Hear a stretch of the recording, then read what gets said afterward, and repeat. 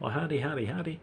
Finally, senior citizen here. Greetings, boys, girls, and to all of our non-binary friends, and welcome to this brand new day. And remember, no matter who you are valid.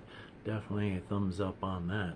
Well, hokey smokes, it is indeed a brand new day. I have been out walkies. It is wet. As is typical for this area, I started off with just a light mist, and then it turned into a really heavy rain. And now it's just a light mist. Thumbs up for that. Made it back though, and that's a good thing. Later on, I'm going to go out for another walkies. It's been tough the last week, well, more than a week, like last month, I would imagine. It's been tough getting out for that second walk. My anxieties have been pretty rough. Life is life though.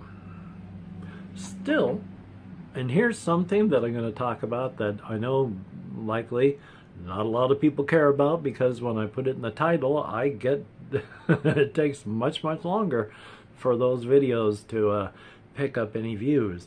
But I am going to finally do something to play Heroes of Qalanor, because I keep getting caught up and stopped on things, fighting against stuff instead of working with it.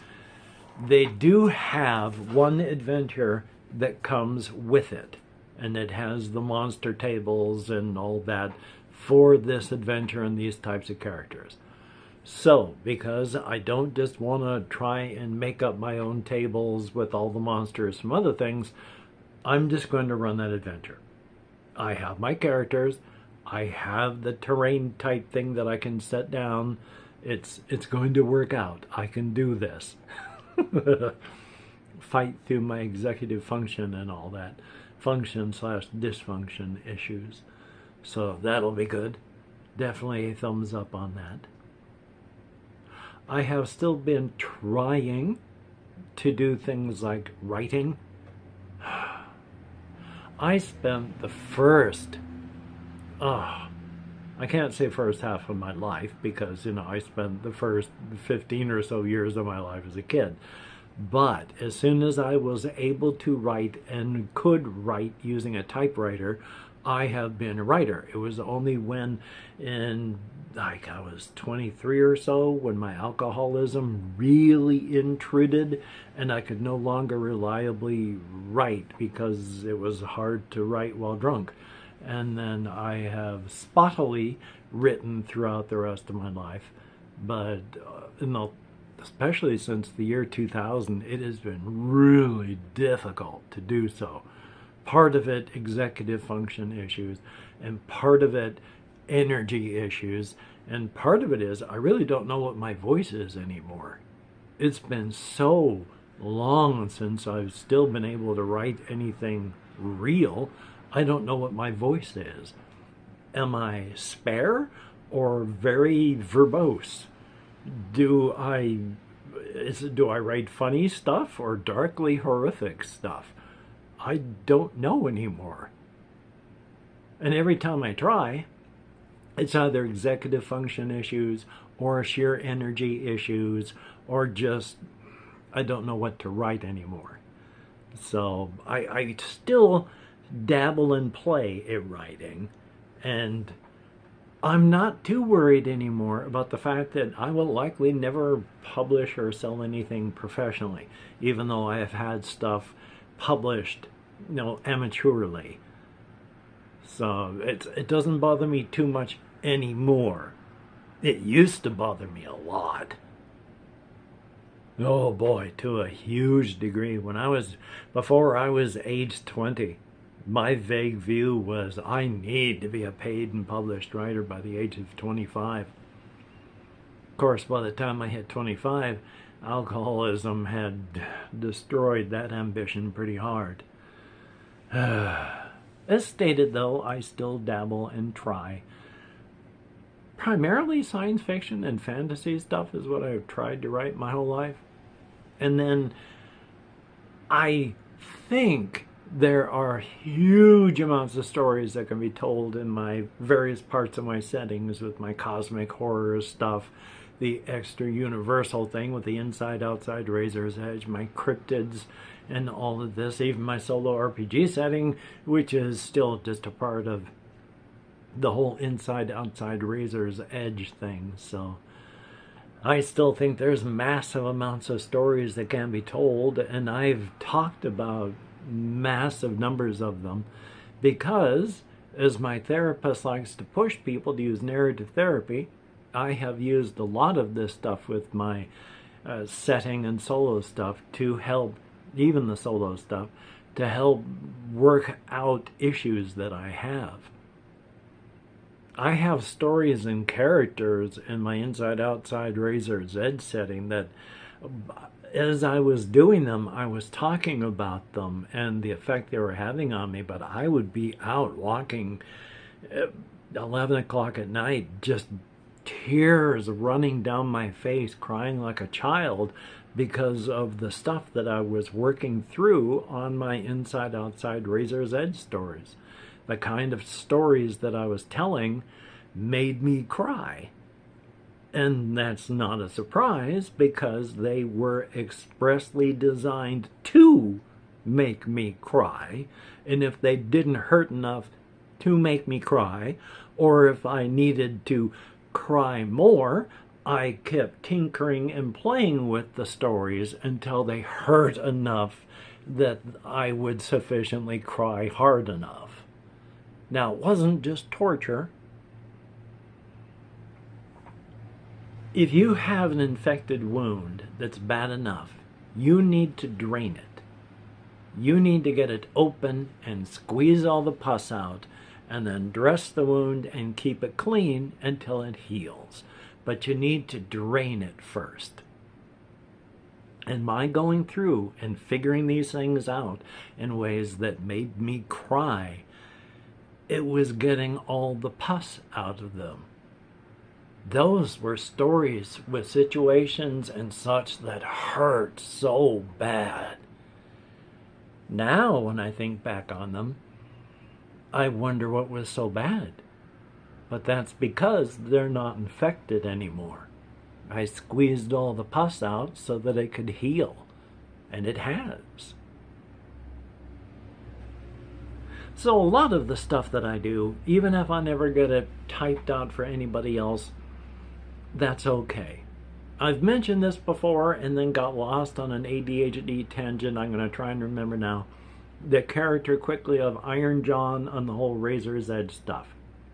Because John, with his original name, was just another fellow that lived on a lair far away from the Apple Rock lair, where the stories that I like to tell are.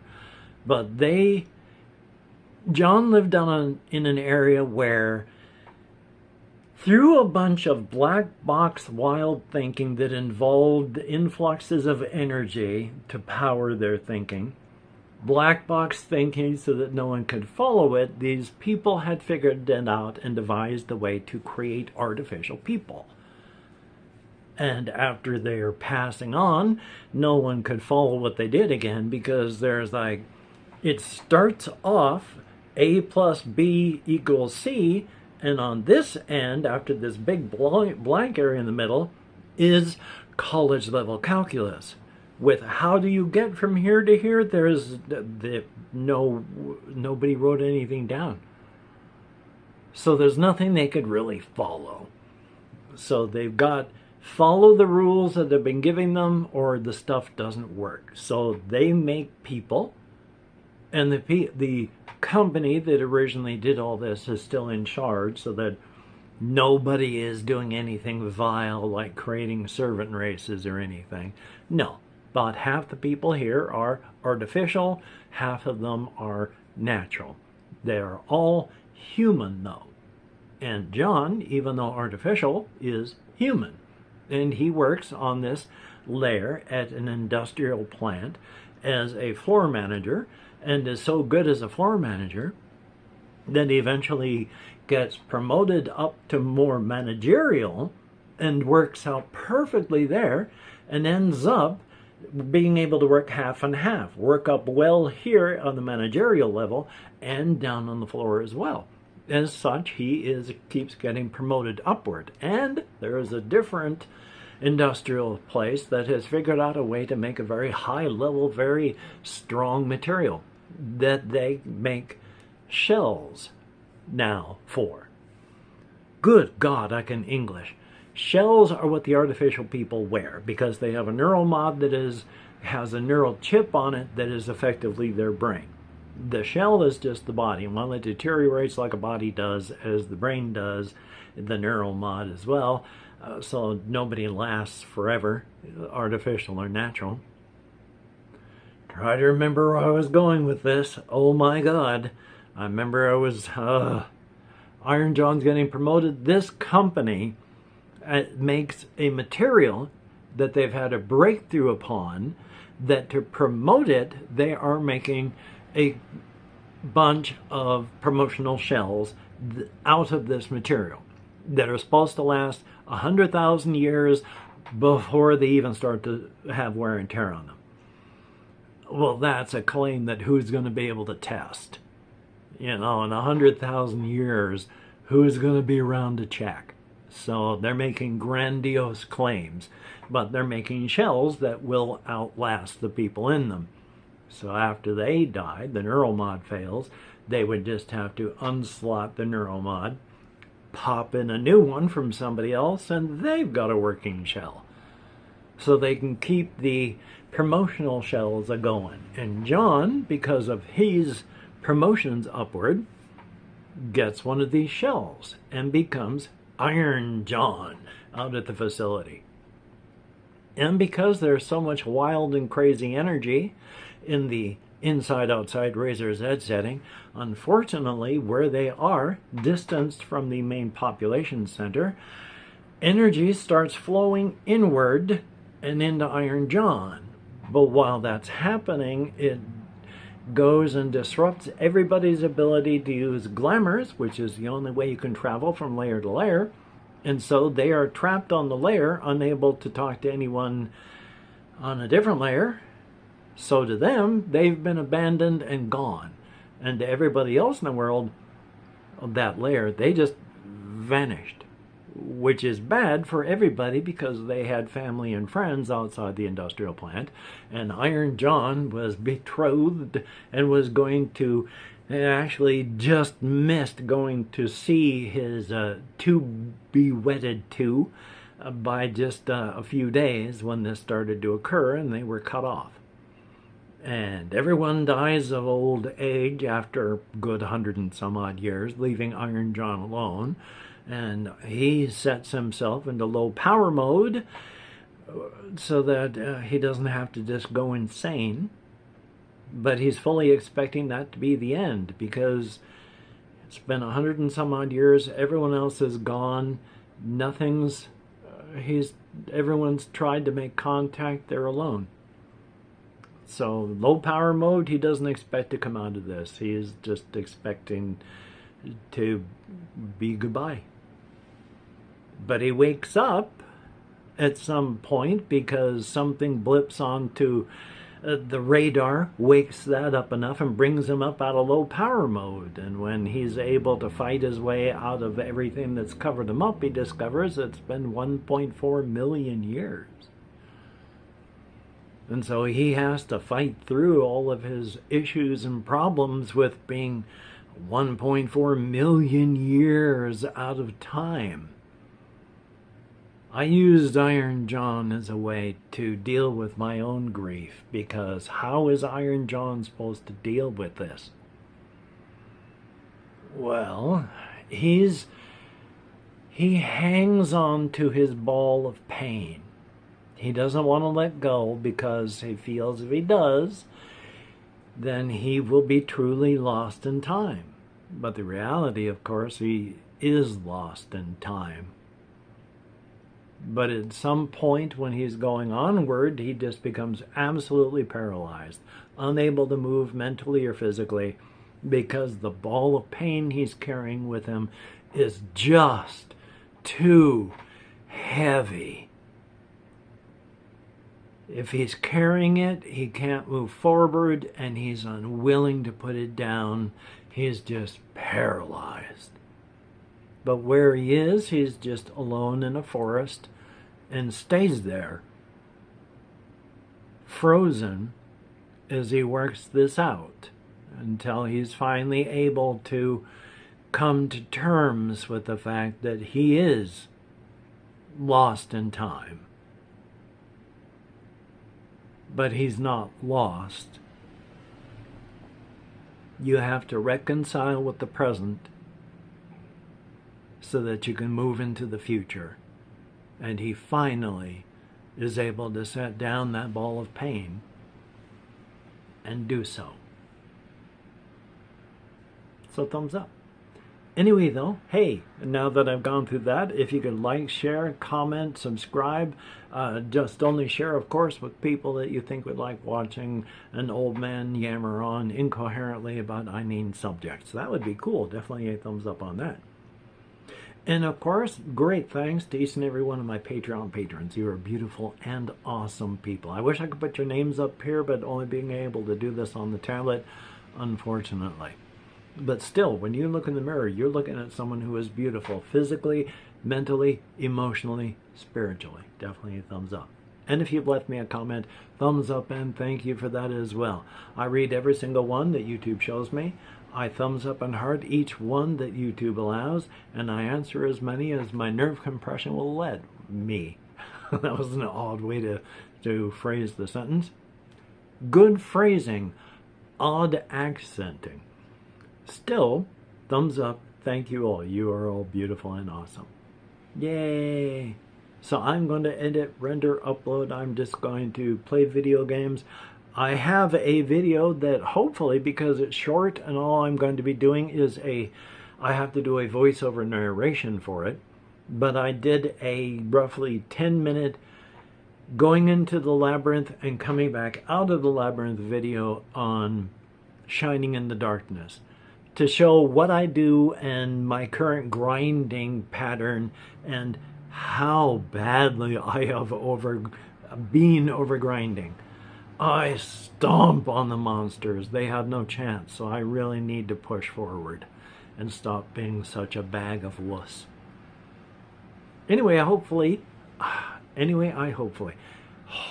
can get done the things that you would like to get done, and if not, please do not beat yourself up. It's not going to help you get it done better next time. You're only just beating yourself up, probably out of habit. You deserve better. So, until we meet again, you take care. Have a great day today. I will see you on the flip side, and that is indeed a very, very good thing. Hokily smokily. Hokily smokily. I like writing that, and I like saying that. Which, if you like to read old science fiction, there's a hard science fiction writer, Larry Niven, who used to do a lot back in like the 60s, 70s, 80s. If you've ever heard of Ringworld or the Kazin or anything like that, then you know of at least the stuff that he's done. But I believe it was in the book Ringworld Engineers. I like words that roll but are long and kind of hardish to say. And I've never been able to find the name again, and I don't want to reread the book for it. But I remember, which could well be wrong, one of the characters' names being Hallerlo Prillalar. And I like names like Hallerlo Prillalar. I like saying names like Hallerlo Prillalar. I don't stumble over names like Hallerlo Prillalar. I stumble over things like saying, hey, have a good day. Thumbs up.